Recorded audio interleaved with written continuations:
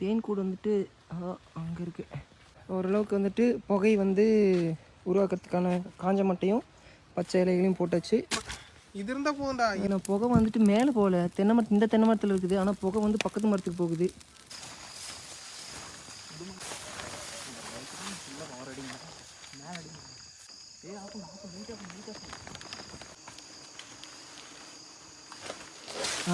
ஆனால் கூடு அங்கே மண்ணில் தான் விழுவும்.